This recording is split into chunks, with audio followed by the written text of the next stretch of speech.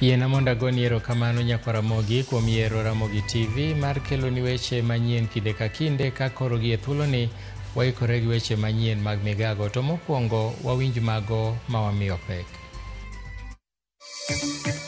Jatend piny William Ruto oromo gi moko kuom jood bura ma Masawa ma Kenya motelo ne limbe mare e counties go. Kama kuna pesa imeguza mtu wa kawaida ni pesa ya CDF.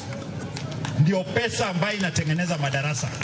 CDF is here to stay. Moko kuom jood bura ma pachoka opuoya gucho omenda mar CDF ka gilero ber mare mosebedo ka nenore e kor gwenge. Stage marwa kamide gari. Stage dung. Wapengo kama dung. Wuok tich okwabi chulo ushuru mar kaunti. Joriemb matatu e kaunti ma Migori obwogo mar weyo chulo osuru ponono ni piny owacho ma kaunti no okochopo dwachgi kamoting'o koda ka keto ler e tesend mag idho geche.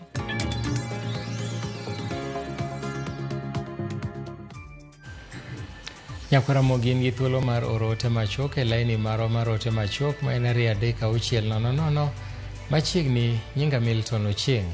Jatend piny William Ruto obago romo gi jotelo mawuok e gwenge mag Masawa ma piny Kenya e kar jot mare e buore Nairobi motelo ne limbe mare migeno ni biro tim e gwenge ma Masawa machiegni ni. Koloso e romono kawuono gokinyi, jatend piny nowacho ni romono ne en mar twak ewi chal mar pur kod pith, jiwo ohala kaachiel kod dongruok mabiro dhi ne jodak ma gwenge ma Masawa ma Kenya.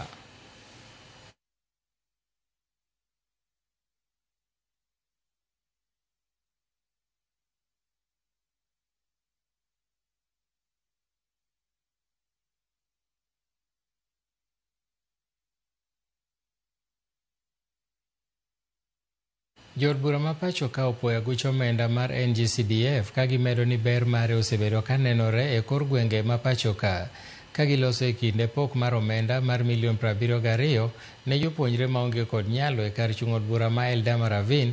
Jood bura go siemo wang' jogo madwaro mondo chung' mich mar omenda kowuok e aguch omenda mar NGCDF. Jaod bura ma Mogoti Ruben Kiborek omedo ni kata bed ni kaunti ma Baringo nochiwne omenda moewo bilion 90 e kind thuolo mar dweche 12 mosekalo, dongruoge pok oneno malach ka pogruok ma kamano owacho ni oseneno e aguch omenda mar NGCDF kotenore go kenge mag chwalo dongruok. CDF is here to stay. And I want to thank this committee, NASC, for what they have done. They have led the National Assembly and the Senate in the process of amending our constitution so that CDF inakuwa entrenched kwa katiba. Watoto wako na sisi tunahangaika sana kwa sababu hatuna TVET ingine, hii ndio tuko naye. Nilingojea audit ya hiyo pesa, nilikuta watoto ambao tulikuwa tumepeleka huko 200. Ile tuliona ilikuwa applied na nilipatia kila mtoto 15,000. Ile ilikuwa applied ni watoto 84. Ingine ikaenda wapi? Kuna wale watu wanasema CDF ifutiliwe mbali, CDF haisaidii. Ningeomba watu wakuje kwa kikao kama hichi waseme hayo maneno, sio kukaa pale Nairobi. Kama kuna pesa imeguza mtu wa kawaida ni pesa ya CDF. Ndio pesa ambayo inatengeneza madarasa. Tunaweza kuona kule nyumbani ambayo imebadilisha maisha. Au walimu wenyewe wanaweza toa ushuhuda ile kazi CDF imefanya na inaonekana it is feasible, it's life changing na watoto wetu wanasoma katika environment mzuri kata ya CDF. So ni kwanza E odiechieng' mar adek moluore, nurses 800 mawuok e osiptal maduong' ma Moi Teaching and Referral mantiere Eldoret obago ng'anye boma ma Eldoret kono ka giywako nog mag gige thieth kaachiel kod osara magi. Chenro mar thieth e osiptal ma Moi Teaching and Referral osebedo ka yudo ng'ikruok ka jotuo osebedo ka yudo achiedh nade makoni kod kocha. Kata kamano, nurses go oramo ni ok gibidok e tich nyaka piny owacho winj ywak magi. Obila ne ochiwo arita kwe ne nurses go e kinde ng'anyo ma kamano. Hospital to supervise the suffering of our patients. We rather stay at home than to see them suffer. We call upon the government to make sure that these things are articulated. Number two, I want to call upon the Kenya Medical Practitioners Union the union of Kuko and Kudea to join us in this battle because it cuts across all the workers in this hospital. Kitu ya pili, tunaomba viongozi wetu, aswa engineer wetu, engineer Sudi, wewe uko karibu na rais. Wewe ni mbunge wetu ambao tumekutegemea na umekuwa ukitushughulikia kama wananchi wa Eldoret. Tunaomba ya kwamba enda muongeleshe rais, mwambie ya kwamba wananchi wanateseka. Ninachoeleza tu public ni kwamba wasikae nyumbani, watafute hospitali kunazo zilizo hapa karibu, waende wahudumiwe, lakini hapa tunawadvise tu wasikuje katika hiyo hospitali yetu kwa sababu tumeacha tu wanafunzi peke yao. Kitu kitachotokea kwa wagonjwa wao, wauguzi hawatohusika. Maanisha kazi imeshinda mtu mahali fulani, na kama ni CS apewe kazi kwa light kidogo mahali ingine. Tunasema CS tafadhali isikuwe ni kwa TV tunaona masungumuzo mzuri ati things are working nini, but in the ground, sisi tuko ground, things are not working, SHA is not working, patients are suffering. Jatend migao mar pur Mutahi Kagwe otelo network mar bero chenro mag pur e chiro ma Malindi e kaunti ma Kilifi. Kagwe oromo gi jokombe mag board mag migao no bade ma kadhwadh nam chumbi kono kama ne gitwak yore mag nyasani mag bero nweng'o kowuok kuom puothe kokalo gi tiyo gi teknolojia ma nyasani. The directors are here. Those people, you might have to be working with those people. If you are in a parastatal and you hear the organization is supposedly going to be merged with another organization, now is the time to engage. It must be a while back that it happened, but we won't make it. We are working under KEAMIS to register our farmers, make sure that we are providing for them in a transparent manner. Because if we don't register the farmers, then there is suspicion about our expenditure levels. For example, you said yourself, this is the rainy season. The rainy season is with us now, and we want to make sure that they get subsidized fertilizers. But we cannot get it to them unless we know who it is going to, and the general public also knows who it is going to. We also want to know that there is accountability in feedback. Using technology, we get feedback from the farmers that they have received the subsidized fertilizer that we have given them. Kapod wane weche motenore gi migao mar pur en ni ten migao no koro keto kenge ma chako chenro matiyo kod yore lony manyasani kaka achiel kuom yore mageto bero pur e pacho ka.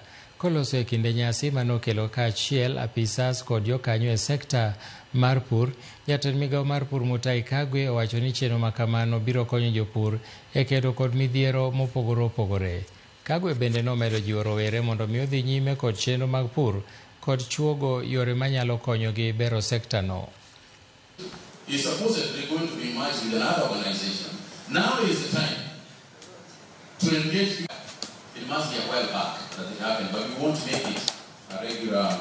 To date, we have about 6.5 million farmers who have been registered, and 506 e-vouchers have been issued to farmers. What is the impact or outcome? We are talking about the provision of essential services, we are talking about the digital platforms and agripreneur farmers, which has indeed facilitated training on farming techniques. We are here to refocus on concentrating on the issue of the farmer as an individual, to refocus our energies, to refocus our effort, to refocus our attention to the farmer as the beginning point of success in our agricultural sector. In order for us to be food sufficient, in order for us to create industries that are agricultural based, we want to focus on the farmer. Kambi ma tudruok ma Safaricom komakore gi kaunti ma Siaya ochako gero osiptal ma Tingare e sub kaunti ma Ugunja. Safaricom ochiwo kony mar omenda maromo milion 50 mibiro tiyo godo e gero osiptalno ka gavana ma Siaya osingo ni ibiro ndiki ji ma biro konyo jopiny osiptalno. Isaac Okech nigi ler mathoth. Kane wuoye nyasi mar yango gedo manyasani mar kama mine konyore manengo ne romo shillings milion 50 e kar thieth mar Tingare sub-county ma Ugunja, jatatije kambi mar Safaricom Peter Ndegwa owacho ni kopogore kod bedo kambi mar ohala, giketo maino e konyo ganda mar neno ni gibero ngima gi kotenore kod thieth kod somo. Bende olero ni kar thieth ma Tingare dhi bedo kod otendni 40, kar rito mine ma konyore, kar nindo mar nyithindo, kisima pima igoyo kod teko mar chieng' kata sola. I believe based on the work we are doing, we will make this a level 4 hospital in the future. Itakuwa hub ya watu kutoka hapa, hata wengine watakuwa wakitoka upande wa Kakamega, wanakuja hapa. Leo I saw a lady who delivered a child called Consolata. Consolata was telling the mother to call her Consolata M-Pesa, kwa vile M-Pesa ina celebrate 15. Ndego wacho ni Safaricom kod M-Pesa Foundation gie sani osetiyo kod omenda madirom shillings milion 200 e weche mag somo kod thieth e kaunti ma Siaya kende. M-Pesa Foundation na Safaricom Foundation, we have spent 200 million. What? 200 million. 200, yeah? Milioni 200, si ndio? Hapa Siaya County, yeah? Tumetumia pesa hizo kwa shule kama, let me give you the Oboch Primary School, Kamedo Primary School, na pia kwa health center. Nyangu is under construction, na sasa tumeanza hii, si ndio? Korka kore, Gavana ma Siaya James Orengo puoyo sir ma kaunti osebedo ka yudo kowuok kuom Safaricom Foundation. Orengo wacho ni tok gedo mar kar thieth no rumo, tende biro neno ni oket jochiw thieth ma oromo, ka gigeto chwalo ting'are rang'iny mar osiptal mar sub-county. Kwa hivyo tutafanya hii kazi vizuri. Wale wataalam ambao county government inatakiwa walete katika hii ambao tunajenga, tutaleta wataalamu. Lakini msichoke, vile sisi wa health amesema, tunataka hii iwe sub-county hospital, level 4 hospital.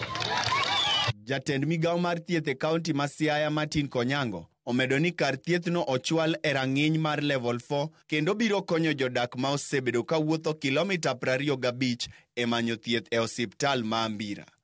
Isaac Okech, Ramogi TV. Joriemb matatu e kaunti ma Migori obwogo mar weyo golo osuru ne kaunti ma Migori onono ni piny owacho mar kaunti ma Migori ok ochopo dwachgi moting'o golo johala matindo tindo maloko ohala e tesend idho nyamburko duto e kaunti ma Migori. Kaachiel bende giketo taya giketo ler e tesend mag chungo nyamburko kod geche mamoko. Jafwambo marwa e kaunti ma Migori George Juma nigi ler mathoth. Joriemb matatu gi e kaunti ma Migori mane wuok e konde duto e kaunti ma Migori ywak ne gisebedo kod midhieche mathoth mabende gisekono kata piny owacho ma kaunti ma Migori. Kata kamano piny owacho ma kaunti ma Migori pod odagi winjo ywak margi. Ukienda kuangalia stage yetu sasa imegeuza imekuwa jua kali. Watu wameweka huko vitu za jua kali zimejaa huko, watu wanafanya hawking kila kitu huko. Sisi hatupati hata space ya kuweka magari. Stage marwa kama ide gari. Stage dung. Wa pengo kama dung. Kwa seti mugik mamoro gavana, to gavana ok dwa timo gik mamoro wa. Kamano. Omewa wacho ne kawuono ni ya. Wazevo mulea moromo. Kuangalia stage yetu sisi hatuna stage. Tunakata ushuru lakini tunapangia kwa barabara. Stage imemilikiwa na watu wa jua kali. Ukienda kukuja hapa Migori stage imejaa maji, wateja wetu hata kabla ingia kwa gari unakuta shaloa. Kani hotele ko jakom margi Henry Ojuang Ogombe, joma tatu gi ma Migori wacho nesitend kata kati chungo geche mathoth e kaunti ma Migori ma oting'o mano ma Migori seche ma koth chwe koro pi pong'o kabene moko kuomgi onge kata taya ma ginyalo tiyo godo e seche go magotieno. Aywago stage Masuri in a pathetic way. Nwaywago wach uso ma Hispania togi wach uso mantie Keancha. Nikech Keancha koro nyaka bete use bus park to bus park weche ng'eny. Tunaita governor haje tukutane na yeye tuongee na yeye tumweleze shida zetu, hataki kuja. Stage ya Sirali imechukuliwa, ukija siku ya Jumamosi na Jumanne imekuwa ni soko, ndio watu wanateremsha hata lori zinateremsha mtumba. Ogombe wa negi sistema wuoyo kod ten piny owacho ma kaunti ma Migori mondo kochop dwaro margi. Kata kamano kod iterogi mana kodi kon koni. Kabende saa koro chopo ma gin giwegi okama koro gidhi kao en weso osuru. Yie owinji jogi to ka ok onyalo winjo wakawuono waromo chieng' tich ang'wen, kiny tich abich, ngeso gi Jumapil. Wuok tich ok wabi chulo ushuru mar kaunti. kama kubi morom kodwa. Waonge wach mora mora wan gi weche mang'eny ma ok wanyal wacho media te omiwa thuolo mondo mirom kodwa wawach weche machandowa. Jorie matatu giwacho ne gigolo osuru mathoth to piny owacho mar kaunti ma Migori kosedewogi ka bende giram ni pone piny owacho mar kaunti ma Migori kokawo okang' mar ka nigi lwasi makare matimo ohala to gin giwegi ok ginyagolo osuru. Ukienda kuangalia vizuri, sisi tunatoa ushuru na ni haki yetu tufanyiwe kazi. Mimi kwenye stage yangu hata reinforcement hakuna. Sisi ili gari kifanya makosa, sisi wenyewe ndio tutakimbia tukimbizane na gari kwa barabara. Tatu to wariek to kwa loko pachwa odhi yudore kamarach. Meo be wameo. To jogi nyako ng'ingi magi. Niki jogi kata mana governor manyuwuok. Former governor Okotho bado. Nyong'iyo ngimagi kendo nyogi dak maber. To koro en bende nyako ng'ingi jogi, wewe jogi chuodho. Kwachako goro osuru gi miuru.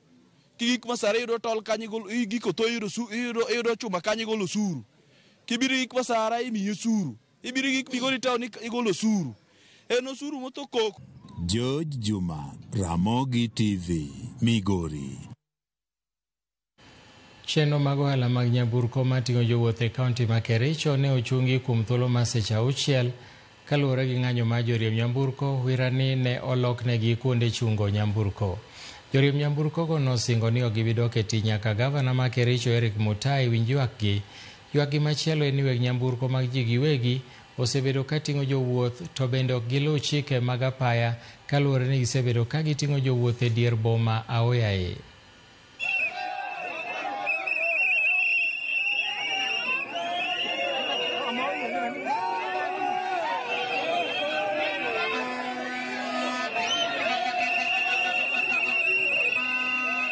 Na shida huko ndani, stage yenyewe hatuna hata mahali pa kusalia, stage yenyewe hakuna hata mahali pa kusimamia, watu wamejaa, vibanda vimejengwa, magari yasitoshei, stage ni kidogo. Sasa tunaomba gavana mwenyewe ya kwanza tutengenezee stage ikuwe ndio turudi ndani. Tunaomba tafadhali, na hatutaki maneno ya broadcast. Gavana mwenyewe akuja hapa atuongeleze.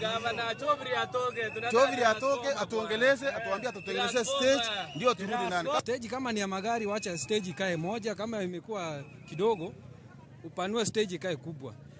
Ndio Kericho County itakuwa na maendeleo, lakini sasa watu wakilialia na walikupigia kura na unajificha, hiyo si fair. Kuja karibu, sikia watu wanataka nini, ama watakuambia maoni yao kulingana venye wanataka. Watu wanatuumiza mpaka lini? Tunaomba haki yetu tunafanya. Tuko na makaratasi lakini hatuhitaji makazi. Watu wache kazi tunafanya kwa bidii. Sasa gavana, wewe aje sasa. Grup mar nyiri mong'ere kaka Kenya Girl Guides mantiere e bwo chenro mar Yes Movement Green Tech Generation mawuok e pinje mag Afrika ochako chenro mar kedo kod lokruok machal mar kor lwasi kokalo e yor pith mag yiende. Grupno wacho ni pinje mag Afrika osebedo ka yudo achiedh nade mathoth mag lokruok mafuto mar kor lwasi. Tong'o yiende aoyaye bende en achiel kuom achiedh nade magiwacho ni thiro dongruoge e pinje mag Afrika. Grupno nitiere kod chenro mar pidho yien maromo milion 20 e pachoka, kendo gidwaro mondo mi sirikande mag pinje mag Afrika oriw gi lwedo mondo mi okonygi e chwalo chenro kata ajenda margi. When it is windy, some of our schools have been victims of roof being blown off because of the number of trees which are not enough in any institution.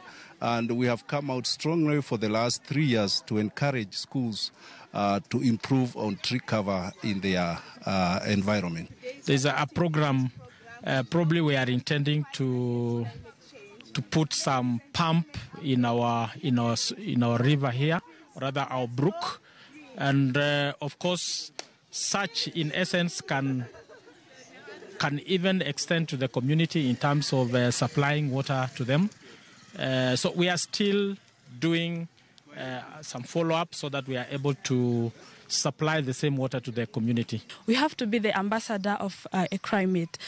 So far, so good. There are many droughts. The animals are dying because of our human activities. So we are the one to take care of the environment, planting trees, make sure that those animals are in their safe space and avoid waste. Riwruok mar jopuonj ma sikunde ma primary Kuppet bade ma Embu koro yango ni pek mar yudo chenro mag thieth kokadho insurance margi ochuno ni mondo mi giti kod yedhe mag nyaluo. Maeri en kaluwore gi rem ma chwalo ne ute thieth gope mekgi e bwo okumba manyien ma SHA, gino mochuno jopuonje kaunti no mondo mi omany yore mamoko mag thieth. Kaluwore gi jagoro mar riwruogno bade ma Meru Jacob Karura, gichano mar bago ng'anyo wira ni chal makamano osethiro tijegi.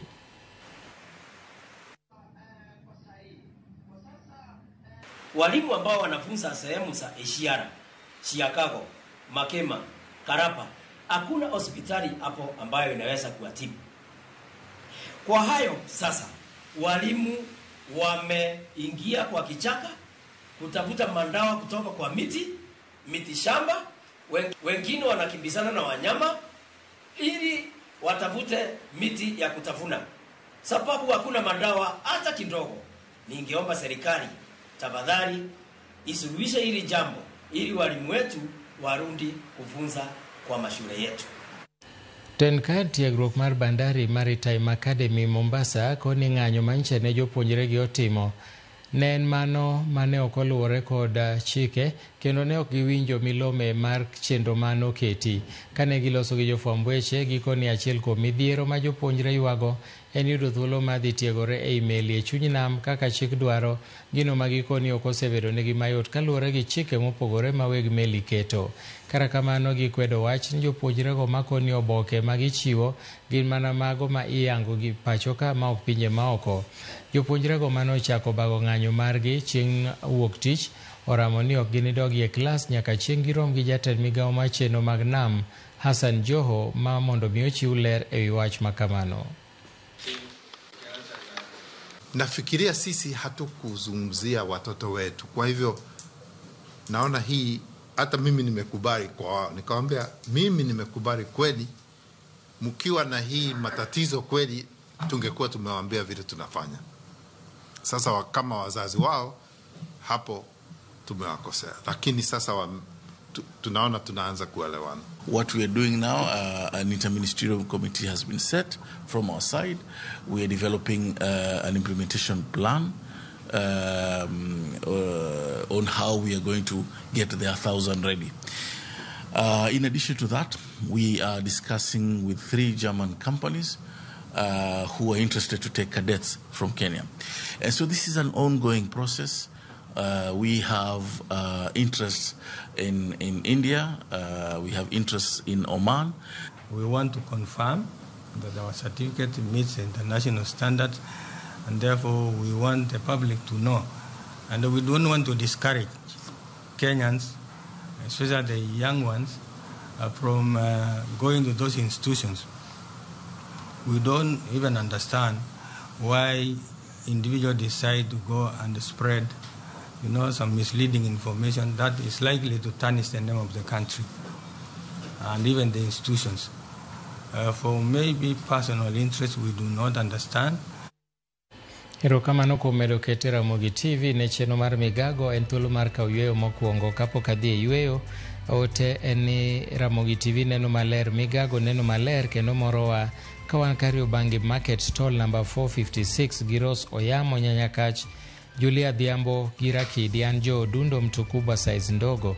Kaeto Jaro Soja wachona ni fadha ni maber kendo Ramogi ler ndi warom Nyayo Stadium Jumapil Kenya Giga Bon mano an Green Army Chief mar Gor Mahia 001 mano Jaro Soja. Nyako Ramogi wakaw yweyo waduogo bang' thuolo machuok.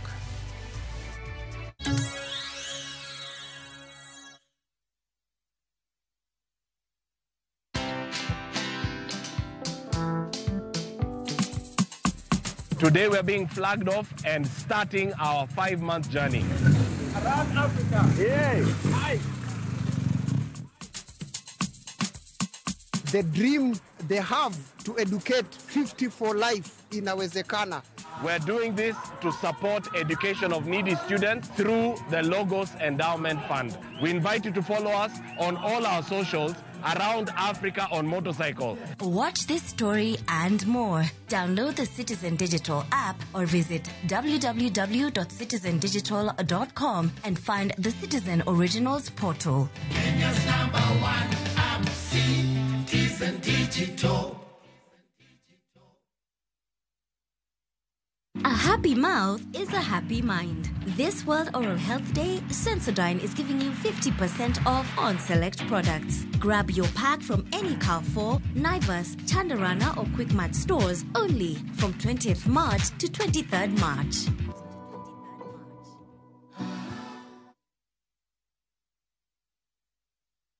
Join us for an unforgettable journey to the world's largest trade fair, the Canton Fair in Guangzhou, China, from 15th to 27th April. Explore thousands of products, meet global suppliers, and experience China's rich culture. Enjoy guided tours, shopping, and local experiences, all while discovering new business opportunities. Enjoy this and more in 9 nights and 10 days, starting from $2,450 per person sharing. Visit viewtravel.com or call and WhatsApp 0703 254 254. View Travel. Dream, explore, discover.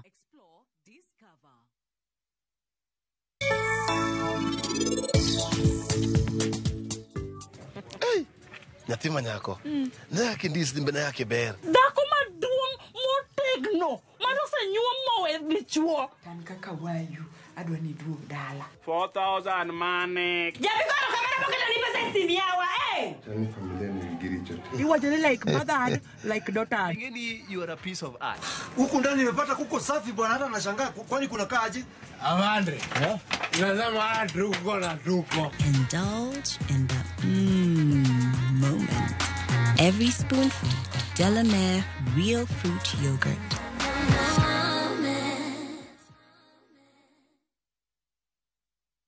Nyakwa Ramogi, Kenya Eratiel. Raila has a space to say what Gima Jacom Duawacho. The opposition, nothing like a Supreme Court. Oliet Nyakwa Ramogi.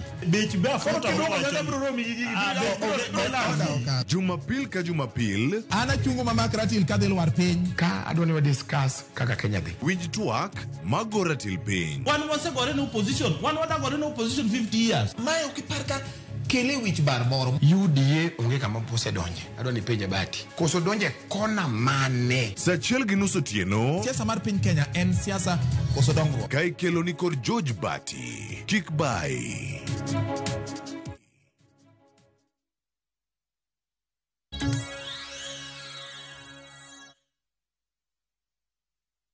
Machiegni kendo, ywarruok mapek nomuoch e chiro maduong' ma Kakamega mochweyo ng'uko chenro mag ohala e chirono. Maeri nokel gi balo e paro e kind kweth ariyo mopogore, machiel kuomgi loko hand kong ma ok opuodhi. Kweth ariyogo machielo otelne kod jakom masani ma chirono Geoffrey Oyolo kod mane en jakom Bernard Oundo nobare wach kendo rocho chenro mag ohala. Kweth motelne kod jakom masani Geoffrey nomuko kibanda mar kidieny machielo no mawachore ni uso kong'o ma ok opuodhi mar chang'a. Jakom ma chirono nokwedo mokalo wach uso kong'o e kibanda mag chirono kowacho ni kata nade ok obi yie ne ohala makamano mondo dhi nyime kapod en jakom.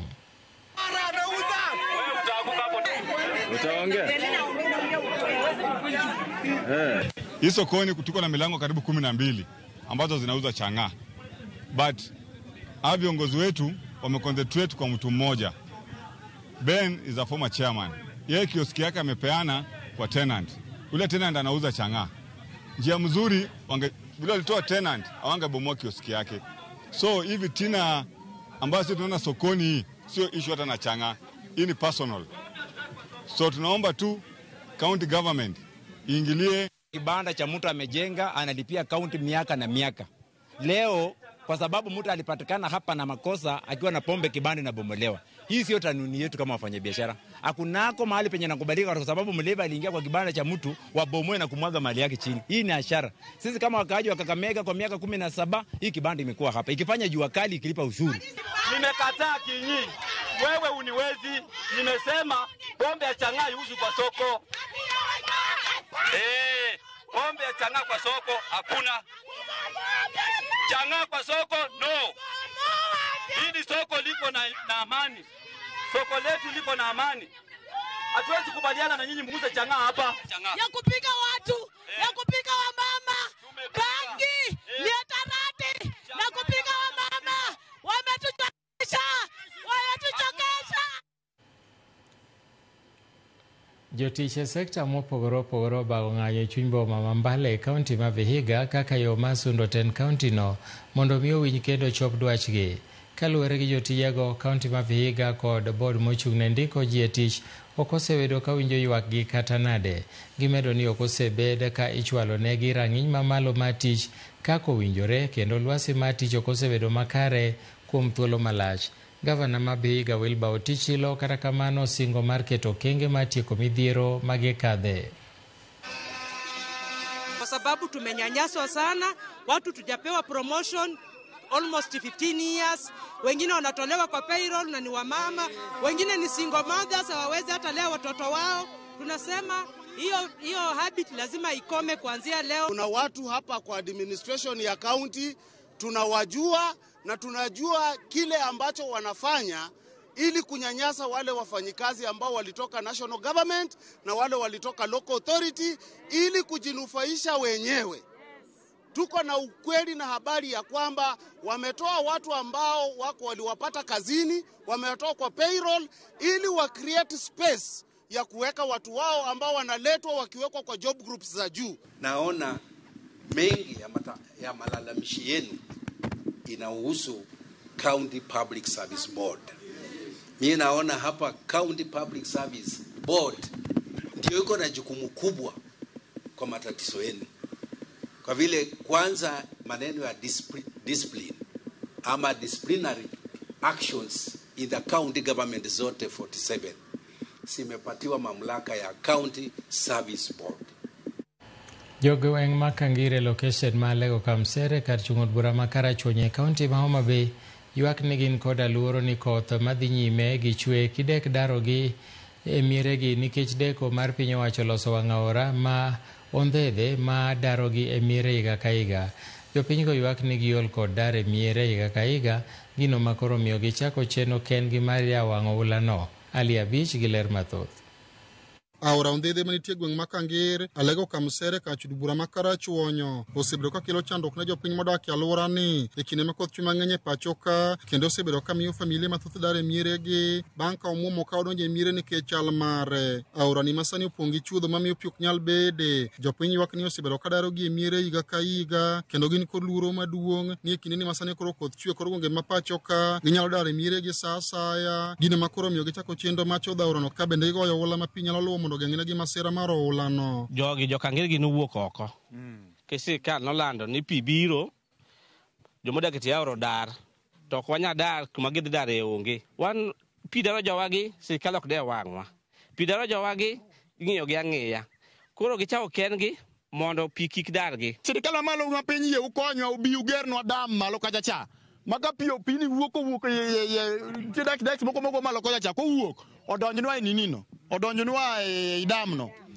At least ka dam no so water karo ka pio bimo lal waja tiyo kana gi dam no watimo irrigation. Jogweng'gi ma oting'o mine, rowere kaachiel kod jodongo koro wuok oko kendgi kaluwore gi chandruok ma gisebedo ka gineno ewi pek ma oula mikelo kod aorani osebedo ka kelo negi, ka giwacho ni ok ginyal ling' e kinde ni ma koth chwe mang'eny e pacho ka singo mane sirkal omiyogi mar tieko wach oula e kor gwenge ma kono to osegore lwanda. Tasethagara i Kamser ka, i Kangir ka, apuro puodho kata auchiel.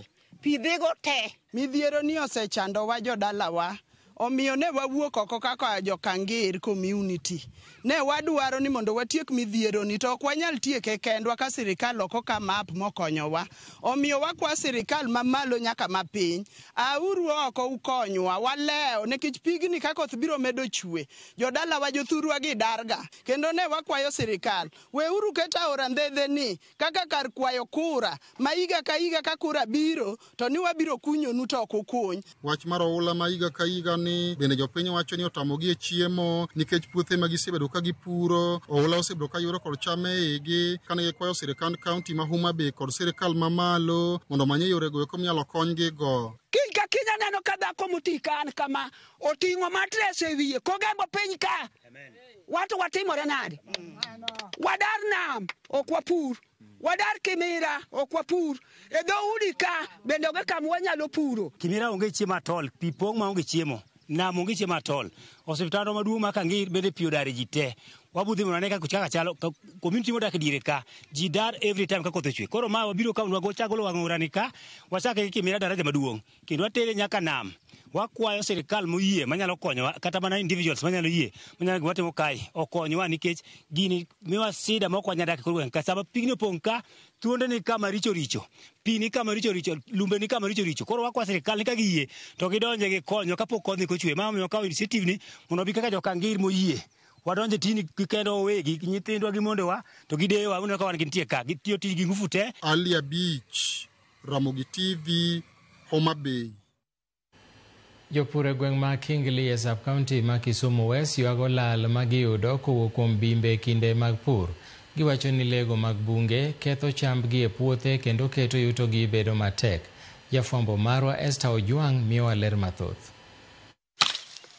E kindegi ma jopur keto kodhi e puothe, jopur ma Kingli sub-county ma Kisumu West oywago midhiero mar bimbe maketho chiembgi e puothe, gino machuno rito puothe piny maru. Warito bimi iketo ne to kosetini tichako mana rito manyaka igole e puodho mitere ot mane kitieko tij bim. Mudo kata 12 nyaka seche yala to ochiko to kasepuro kama gima wuogo to onge koro mane tabu mwango e tabu makadhe e pur nyaka wapur to gima pato mawuok e puodho to onge. Lego ma osebedo midhiero kuom kinde malach donjo nyaka e udi kendo ketho mwandu ne jodak makono. Iyudo ka wakomo to bim kata ng'er chako luwogi mana e bur ka bur ka giomo ni giwuok ni ting'wedogi. Koro ng'ato nyalo galore ni puothe osekomo konyalo dhi kata tok jumba adek to ka gigo moko nogolo te ma en chien. Kapod watiyo kama to pod gibayo kuonde moko to kwasetiyo gin be ging'eyo ndalo ma gibiro kitiyo kama giketho kata kipidho muogo kaka kama koda tiyani. Temo mar piny owacho mar tieko midhiero kokalo e keto tego osegore e lwanda ni mar lego riekore kendo buono tego makamago. Gisebedo ka gikelonwa kata otego jo Kenya Wildlife. Otego kosemako bim achiel to bimbe machielo koro rie koro gimoki. Koro tego go ging'e kanyo. Koro wan kod otego to bim ok nyal donjo tego. Gikalo nyaka puothewa mamine chandore. Jopur koro kwayo piny owacho mar kaunti kod mamalo mar golo lego e gweng'no mondo omigi yot mar pur. Nyalo kwayo kata sirikal kony bende. Kwatiyo kama to waiketo kamano to onego gimiwa kony maduoko gik ma okethorego. Wakwayo sirikal ni kabe ginyalo konyowa kaka dwagol bimbegi kata kinyalo ger game reserve moro minyalo kangie to jowa nyalo bedo kod kwe nikech mano eka dwabed kod konyruok. Esther Ojwang', Ramogi TV, Kisumu County. Nyakwa Ramogi, mana kaka juma ka juma wakelo ni chenro mar Gin Kanye. Kawuono wakelo ni sigand ruoth matuklu Odera Kang'o. Odera noyangore kod wach chung' motegno kod weche mag somo kod telo makare manotayogo oganda mag Siaya kod Teso. Kata kamano Odera Kang'o nobedo kod gwenyruok kod ten jorachar kendo nomake morwake e jela. Jata chenro ni Walter Nyambaga yande nolimo Uhanda kendo en gi siganono.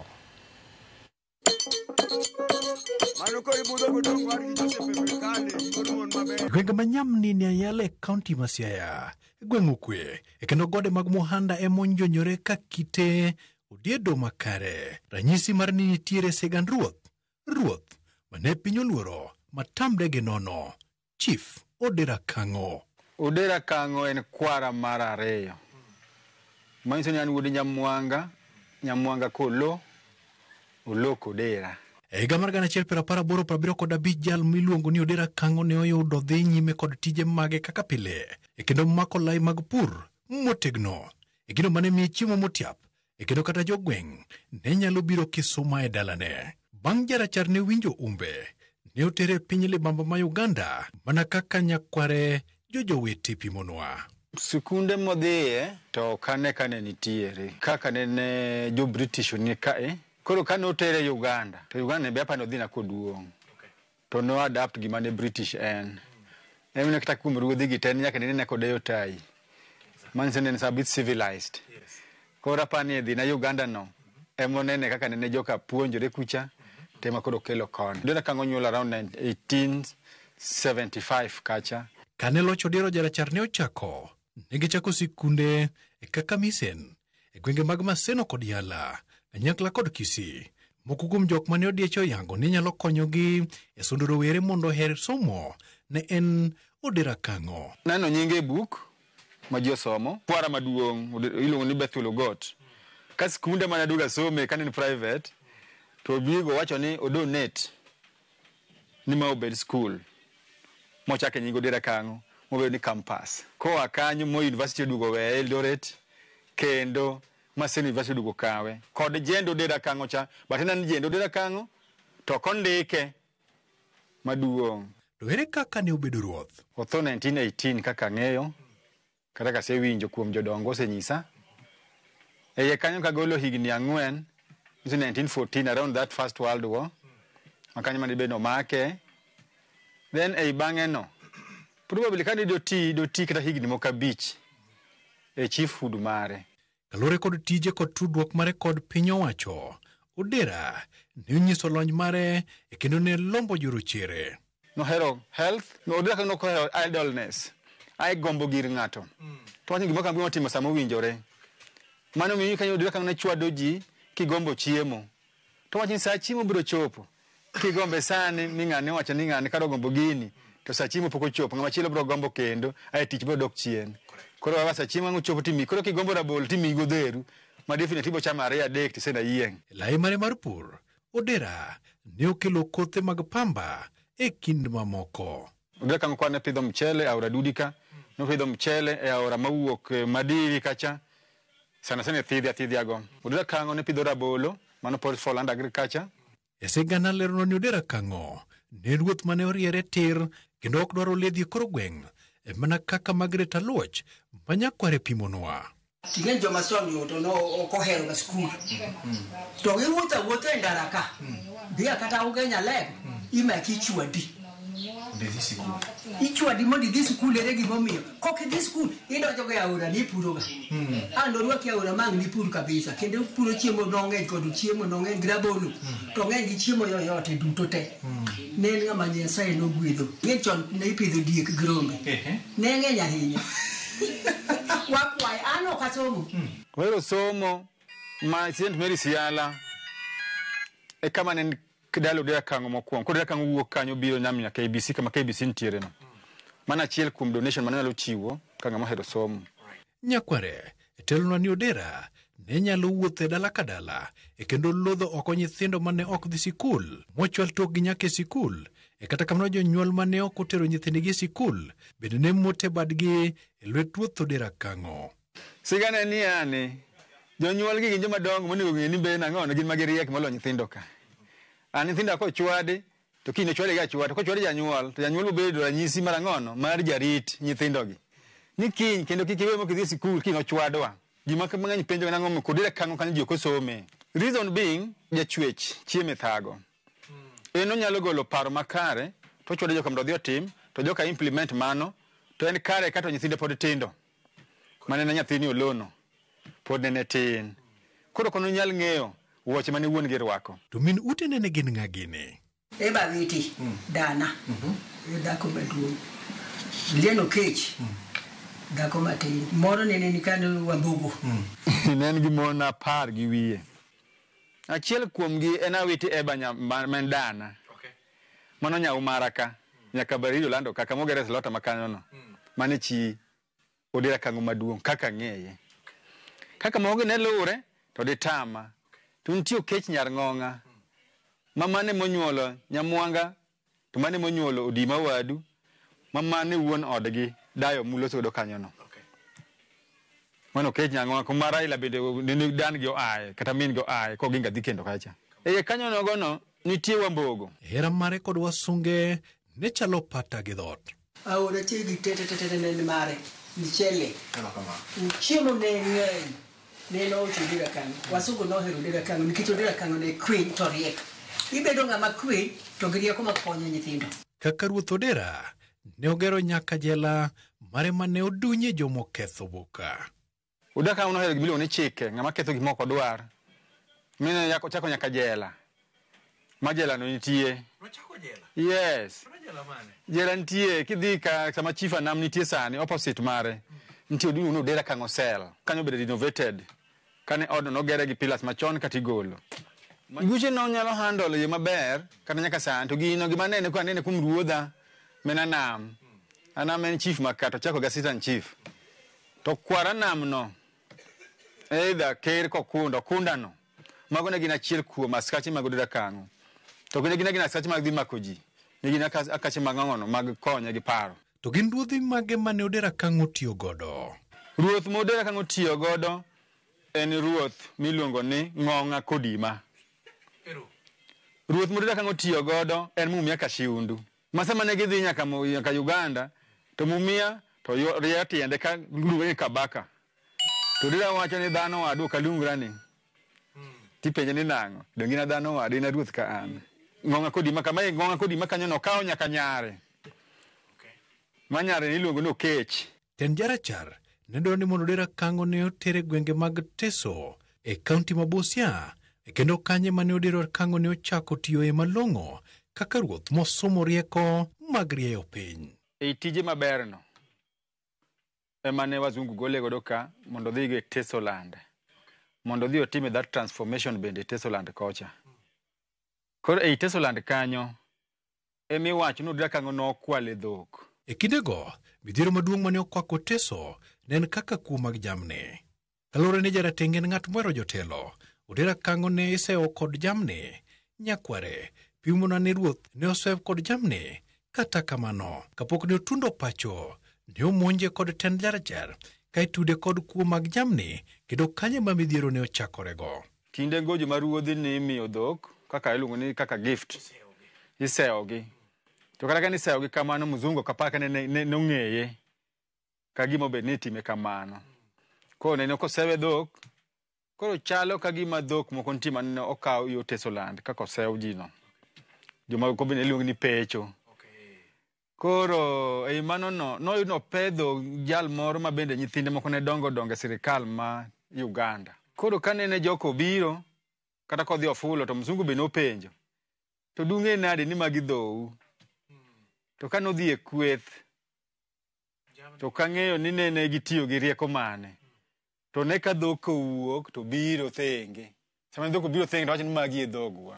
Koro kanye ma nene mzungu okonfirm godo na adier magi ne dhogi, nikech noketgi e dhok mang'eny. Odera ne omaki kendo soe jela. Koro imano miyo nomako Odera Kango mana gi Teso kucha. Mokalo mane Ruth Manyiko ni kokalo ka Mumia Kashiundu, kikalo kode ka kata ne giidho gari, kata ne giidho ang'ono, but apani mane means mane dibed kinde go eko, kaka means of transport bende pod onge. Kane jal itero kwara Kisimayo, maluongo ni Simolatewa, kia ni mane winjo ni yo Somalia kocha. E jela, gimoro ne otimore mane omako dho familia mar Odera Kango. Chieng' Odera Kango, kotone nyaka sani ni ng'ato kotwega omake siaka, to owuoth kode jendegi, to chiemo kochini wuok, tidwoke machiegni. Koro Odera Kango ne idwoko machiegni gi thurgi man en Nairobi Industrial Area, e kama ne nitwe Odera Kango. Eye kanyo no, iwacho, awinjo versions ariyo. Odera Kango kaka jajela, nyaka odhi oti kanyo onge ruoth koro. Koro ne nitie kware mane ikunyo. Ei kware kanyo, ema either nene Kidi ogoye. Tiwacho ni kinde mane Odera Kango gero ndara ka, nitie jo Ugenya manene kalawa kadhi Kisumo. To koro nyisigi ni tiuru monde e Kango kalu dhi Kisumo. Mano version mokwongo. Version mar ariyo en kane iwinjo anyisi kacha ne ipeyo dhok. Ni wacho bende Odera Kango nokawo dhako moro, nyako monti majaber, manoyudo koa Ugenya. Bende kalo. To wacho ni mae to jatenda kawo na uru ma utena kacha. Koro iyudo ni achiel kuom jojela gi ema nokawo kata chiege. Koro gin versions ariyo moko ang'eyo korgi. Ok ang'e ni mar dhok che en, ok ang'e ni mar dhako ni en. Ei mano nogono, nene ni ogo Odera Kang'o gi nyundo e bwo kware kama ne notiyeno. Bang' yudo wach mar tho mare, okang' mar fwaro ringre ne mondo ike gwenge piny Gem ne ok obedo mayot. Koro since communication ne poor kinde ka kaka diting body kel kaka ng'ama bendo tho e jela somehow pok notiko sentence mage. Koro wazungu noparo mino iko Odera Kang'o Nairobi. Apenjo kwara momole mowad gogot malo kacha sani walonde dudi en jirando got kacha. Nyisa ni kano kadho ka South B manta kian ngino kadhi pango. To neno Odera Kang'o liende komuon mondo kina Odera Kang'o. Kanyiso kwara moro kowuok kagina kanyo bende ne ginenega. Koro kalore gi gedo masani kata mana dero kunen no penjo ni nyisa arguments kodek nyisa kama no iko Odera Kang'o ok ne gi justify ni kama koro gedo motimre Nairobi noero maybe kaliende no se gol ma ok anyal ng'eyo ni en ka exactly. Penjo ma pod okwako chuny familia ni to Odera Kang'o ne oikure. Odera Kang'o ok nokel. Odera Kang'o noik Nairobi South B kata ne Lang'ata kata ne wot kanya dono. Kalore kod tij Odera ne ochaki kuonde tiegruok kaka Odera Kang'o University e kin mamoko. Kwayo maduong' manie chunygi to en mane? Orengo jim ko oro achiel kuom agent mar miluongo ni Idi Alaka mokawo tong' mar Odera Kang'o ma an mana miye kapod adak yala but ka Grace Ogot kacha. Mano kama go hotho mondo adhi aom tong' no kende. Koro da wach ni gino mora mora ma ji nentiere godo wawe wache gi mbaka sani to kodhi otimre tim. Odera Kang'o nokelo education. Ana chandora ma an ma gimi klas 12 college okadhiye pare Walter Rambaga. Ng'ama nokelo somo baji ong'eyo te professors ong'eyo nyaka kae Professor Wasau Giri name them. Wuoda nyai gor mochopo nyaka campus dong mano be na mor. Otimi gwen criminology. Mondo dhi obed and good investigator kata obed empowered. Sani oriembo peng. Nyakwara Mogi, erokamano kuom bedo kode chakruok nyaka giko. Ageno ni in bende yudie moko mane seche moko pondoni. Jata chenro mari kuom thulni duto ne en Walter Nyambaga, wuod Koweru, thon ka ji dhi, kendo ka ji duogo. Oriti masani.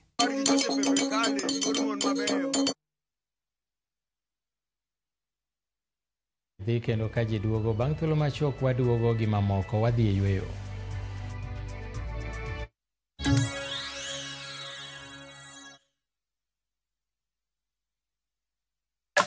Rubani. Fly the skies ukinonesha wallet. Play the aviator on patapata.com and win big in seconds. Not for persons under the age of 18. Authorized and regulated by BCLB license number 447.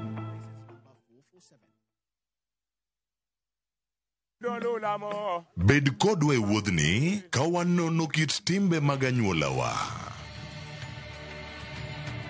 Oyundi no neni en winyo mayot. Sama nodhi chiemo, ng'ama ok ohero tich matek. Koro nyako ringi kodhi chiemo. Ema nomiyo chake kamano. Gin kido mamiyo wabedo kaka joluo, sigendni mopogore opogore mag dhoudi mag luo. Chiro ma kiti pando chira. Gini dwa chako ndeti mos. Okelo ni ahonda. Dil majony. Luweche mag luo mopogore opogore. Moro ka moro kuomgi nigi ranyisi mopogore opogore. Wuon magolo ng'ani ka wuongi watere wadhi gone dala. Koro atelo gi le to gi gweno. 111 Lu chenro ni ngeso ka ngeso saa 1:45 otieno e Ramogi TV.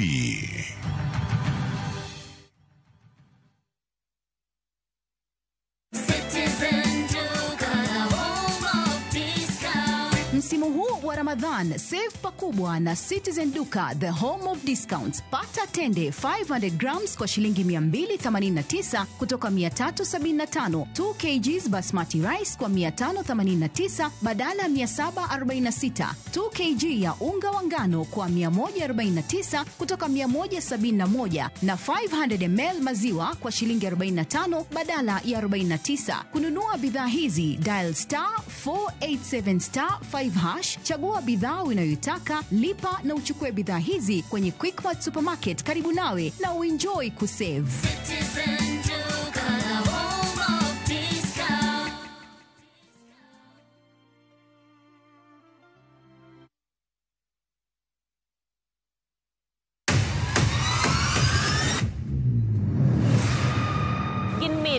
makelo dongruok mopogore opogore. Don't speak on our issues as women. Let us be the one to speak. Kaka gikete ratil, familia kod tijegi. Magitimo gisiso kod lony. As the woman representative of Homa Bay County, this nation is hungry and there is no question about it. Minegi ni etelo. Gijiwo kendo gikelo lony mopogore opogore. Mentorship en gimoro ma important kabisa. Mano konyo ji kendo miyo ji bet gi positive attitude. Gimiyo lony margi kanyakla kod yudo duoko ne chandruoge duto magikale. We want leaders to be fair to the nation. To emine wacho sigand miyo kamiyo ogen. Mine wacho ngeso ka ngeso kod jailieta.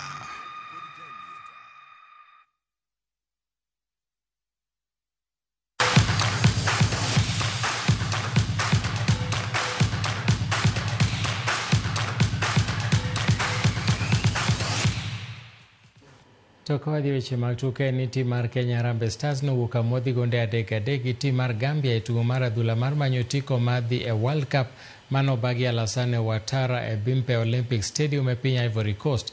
Mohamed Bajaba to gi Wilson Lekumpai maduto jotugo tugi mokwongo na Harambee Stars nomiyo Kenya gonde 2 e kinde ma kapten Michael Olunga bende nomedo 1 kokalo pija choma. Musa Baro noloo gonde 2 ne Yankuba ka Yankuba Minten nomedo ne Gambia mitayo kod kocha machon mar Gor Mahia Jonathan McKinstry.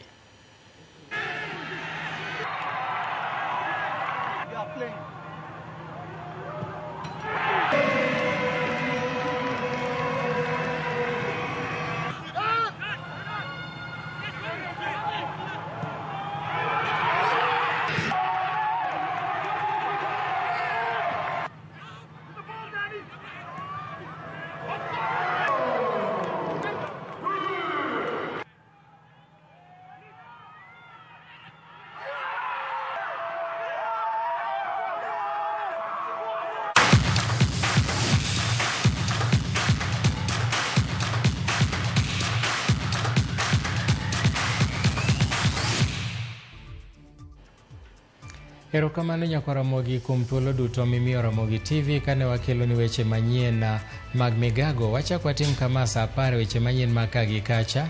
Nyinga Milton Ochieng' Awuor, oriti masani.